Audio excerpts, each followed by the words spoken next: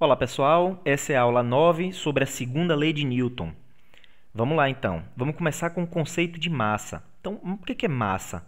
Massa é um conceito relativamente intuitivo para a gente.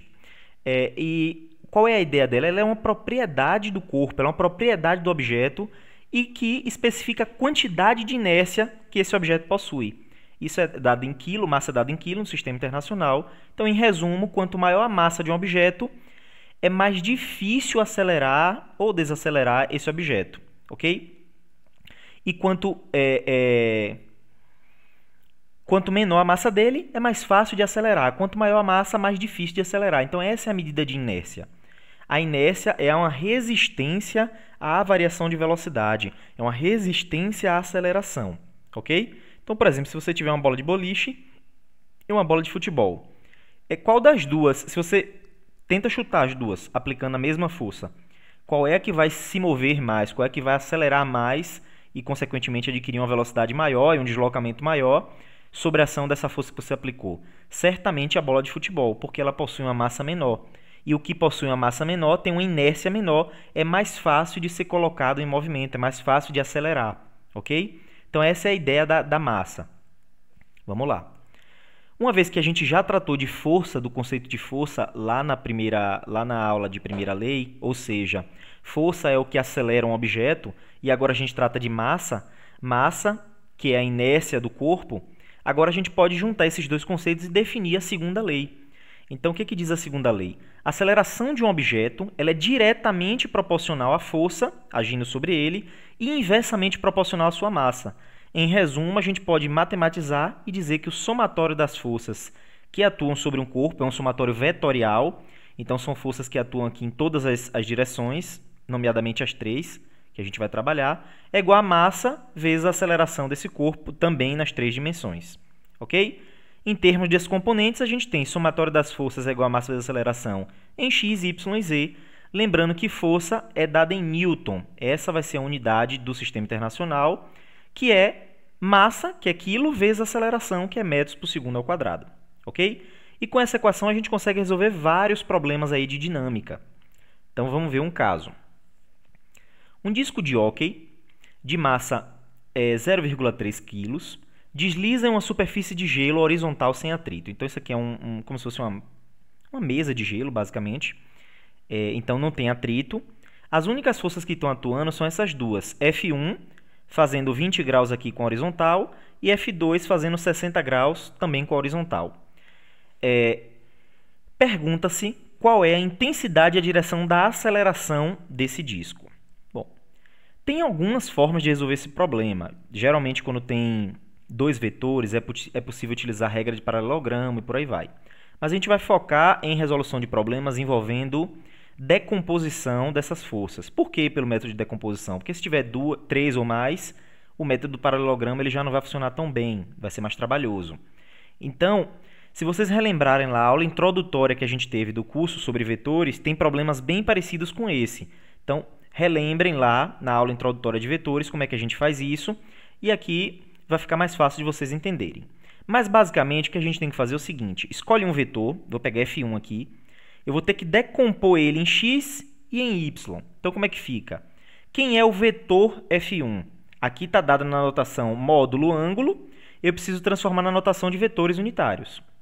Então, eu tenho que F1 vai ser a sua componente x na direção y, mais a sua componente y na direção j. Ou seja, vai ser... Se o ângulo está entre o eixo e o vetor, a projeção naquele eixo, ou seja, a projeção no eixo x, vai ser com um cosseno. Então, vai ser F1 cosseno, na projeção y vai ser F1 seno. Porém, quando eu projetar esse vetor aqui, ele vai estar apontando para frente, que é o semi-eixo de onde cresce, semi-eixo x positivo, crescente. Quando eu projetar esse F1 aqui no eixo y, ele vai estar apontando para baixo, contrário à direção de crescimento de y, portanto, sinal de menos. Ele não vai apontar para j, ele vai apontar para menos j, ok? Porque se eu pegar ele aqui e projeto aqui, ele vai apontar para frente, então é i. Se eu pegar ele aqui e projetar em y, ele vai apontar para baixo, então é menos j, ok? E aí, fazendo a conta, a gente tem que F1 é 5 cosseno de 20. Aqui a gente vai ter 5 seno de 20, o resultado é 4,7i menos 1,7J e 100 newtons para F1. Já F2, também vale a relação a componente x de F2 na direção y, mais a componente y de F2 na direção j. Então, quem é F2x? Projeta aqui, ó, traça uma perpendicular em relação ao eixo, projeta. Se o ângulo está entre o vetor e o eixo, a projeção naquele eixo é com cosseno. Então, no x vai ser cosseno, no y vai ser seno. Ah, professor, por que nos dois foi cosseno aqui em x? É sempre assim? Não. Lembre-se, se o ângulo estiver entre o vetor e o eixo, a projeção naquele eixo é o cosseno. Se o ângulo estivesse aqui, por exemplo, a projeção em x seria seno e em y seria cosseno. Ok?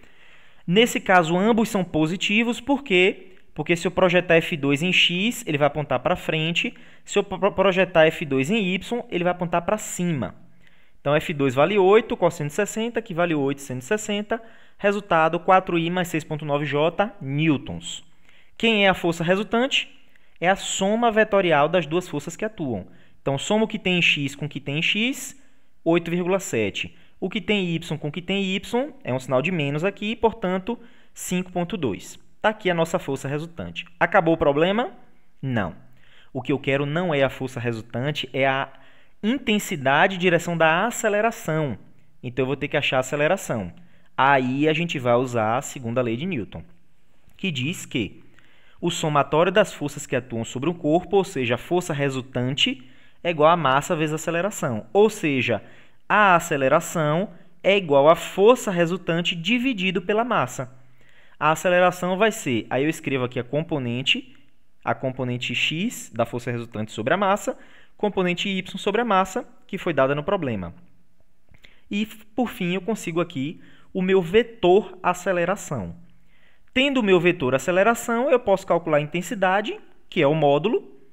Módulo é o quê? A raiz da soma dos quadrados das componentes, deu 33,8 newtons. E posso calcular a direção. Como é que eu calculo a direção? O arco tangente da componente y sobre a componente x. Isso vai dar 30,8 graus. Esse ângulo está correto? Vamos ver? Componente x positiva, componente y positiva. Em que quadrante vai estar esse vetor aceleração? No primeiro.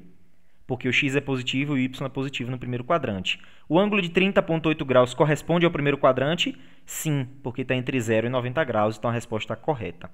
Por fim, temos que o módulo ou intensidade vale 33,8 newtons e a direção, então, é 30,8 graus. Ok? Bom, a gente ainda pode falar um pouco sobre a força-peso ou força gravitacional. Então, vejamos. O que é a força gravitacional? A força gravitacional é a força que a Terra atrai os objetos, de um modo geral.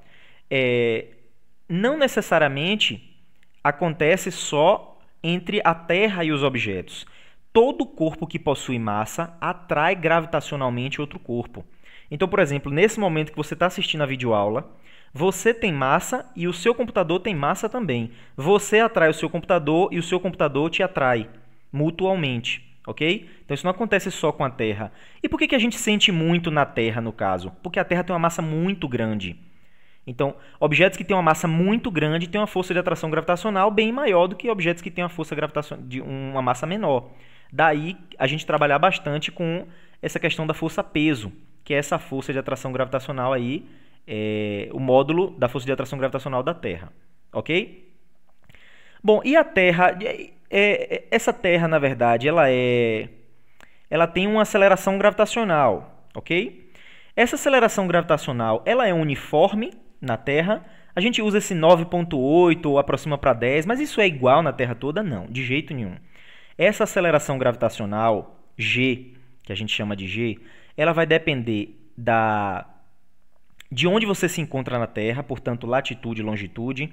Vai depender da sua altitude, ou seja, sua altura em relação ao solo, porque, na verdade, o que importa é a distância até o centro da Terra. Então, quanto mais distante do centro da Terra, vai ser menor a sua aceleração gravitacional e, consequentemente, a sua força-peso. Ok? vai depender de outros fatores também. Por exemplo, as rochas que compõem o solo de onde você se encontra. Então, por exemplo, você tem regiões montanhosas com anomalias gravitacionais. Você tem outras regiões com outras anomalias. Ou seja, isso aqui é um estudo da anomalia gravitacional, é um estudo de gravimetria. Então, você vai estudar a aceleração gravitacional da Terra. E qual é a finalidade de um estudo como esse? Você pode fazer um mapeamento de regiões da Terra e, por exemplo, perceber algumas anomalias gravitacionais que podem ser um indicativo de algum objeto de interesse comercial. Ou não, ou que tem um interesse não comercial, digamos assim. Por exemplo, é possível fazer um levantamento gravimétrico em uma bacia sedimentar, por exemplo, e verificar que tem anomalias que pode ser causado por um domo de sal. O que é um domo de sal? É algo que vai causar uma anomalia gravitacional e que você pode ter uma armadilha para acumulação de petróleo. Então pode ser um primeiro indício de petróleo em uma bacia, um levantamento desse gravimétrico. Esse levantamento basicamente é feito por aviões, onde você fica fazendo uma certa trajetória de voo sobre uma área de interesse com um aparelho que é muito simples, embora muito preciso. Você tem uma espécie de mola preso a uma massa, e quando você passa numa região da Terra que tem uma massa maior, essa bolinha vai ser mais atraída. Isso vai fazer com que ele puxe mais a mola e ela vai fazer uma marcação nesse aparelho. Quando você passar em uma região da Terra que tem rochas com a densidade diferente, ou seja, que atraiam menos, que tem a massa menor, que vai atrair menos essa bolinha, vai fazer com que a mola se comprima, por exemplo, não atraia tanto. Então, essa diferença da atração do solo com relação a essa massa vai fazer diferentes marcações nesse aparelho. E é daí que você tira esse mapa de anomalia gravitacional, no final das contas. Ok? Bom, tem vários processos aí, mas enfim, é uma das aplicações. Na engenharia civil, por exemplo, você pode fazer um levantamento desse para tentar descobrir se tem a chamada rocha dura numa região que você queira fazer um condomínio, por exemplo. Se você descobrir que tem uma rocha dura, você vai ter que dinamitar o solo.